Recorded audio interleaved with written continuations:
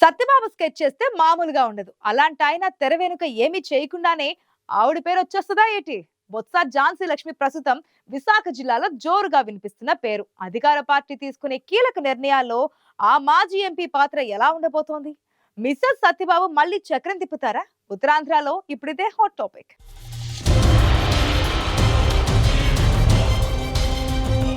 చెప్పే చేస్తున్నారు. చెప్పిందే చేస్తున్నారు. ఎన్నికల్లో అభ్యర్థుల మార్పు ఉంటుందని మొదట్నుంచి చెబుతూ వస్తున్న వైసీపీ అధినేత వైఎస్ జగన్మోహన్ రెడ్డి అనుకున్నట్టే సంచలన నిర్ణయాలు తీసుకుంటున్నారు. ఇప్పటికే మెజారిటీ స్థానాలకు ఇన్ఛార్జీల మార్పును పూర్తి చేసిన జగన్మోహన్ రెడ్డి మిగిలిన స్థానాలపై కూడా క్లారిటీ ఇవ్వబోతున్నారు.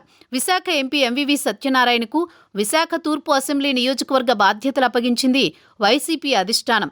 దీంతో అక్కడి నేతలు కొందరు పార్టీకి గుడ్ బై చెప్పారు. ఎంవివి సీటు మారడంతో ఇప్పుడు అందరి దృష్టి విశాఖ ఎంపీ సీటుపైనే.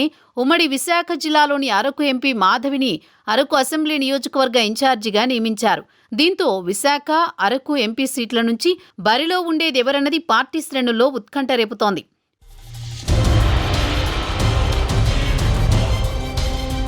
విశాఖ పార్లమెంటు స్థానానికి వైసీపీ నుంచి మాజీ ఎంపీ బొత్స ఝాన్సీ లక్ష్మి పేరు జోరుగా వినిపిస్తోంది. ఝాన్సీ సీనియర్ మంత్రి బొత్స సత్యనారాయణ సతీమణి. ఈమె గతంలో 2 సార్లు ఉమ్మడి విజయనగరంలో కాంగ్రెస్ నుంచి ఎంపీగా గెలిచారు. ఆ తర్వాత పరిణామాల్లో భర్తతో పాటే ఆమె కూడా వైసీపీలోకి వచ్చారు. ఇప్పటిదాకా విజయనగరం రాజకీయాలకు పరిమితమైన బొత్స ఝాన్సీ పేరు ఇప్పుడు ఉత్తరాంధ్రలో అత్యంత కీలకమైన విశాఖ ఎంపీ స్థానానికి వినిపించడం అందరినీ ఆశ్చర్యపరుస్తోందట.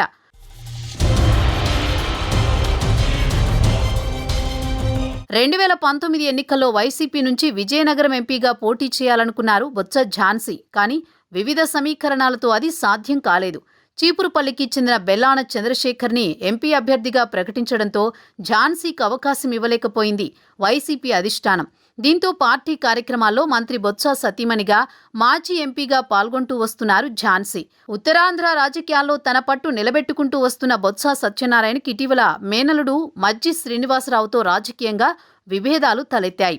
దీంతో మరింత పట్టుదలతో ఉన్న బొత్స సతీమణి ఝాన్సీని విశాఖ ఎంపీ అభ్యర్థిగా తెరపైకి తెచ్చినట్లు ప్రచారం జరుగుతోంది.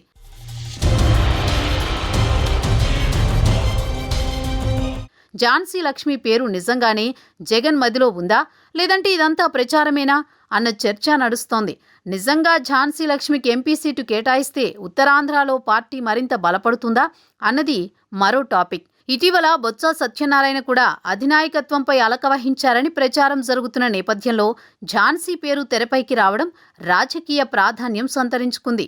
అయితే మంత్రి బొత్స సత్యనారాయణ మాత్రం ఇవేమీ తనకు తెలియవంటున్నారు. ఎంపీ అభ్యర్థిగా తన భార్య పేరు ఎవరూ ఎందుకు తెరపైకి తెచ్చారో తెలియదంటూనే పార్టీ అధిష్టానం ఆదేశిస్తే పోటీ చేయాల్సిందేనని సన్నాయి నొక్కులు నొక్కుతున్నారట మంత్రి.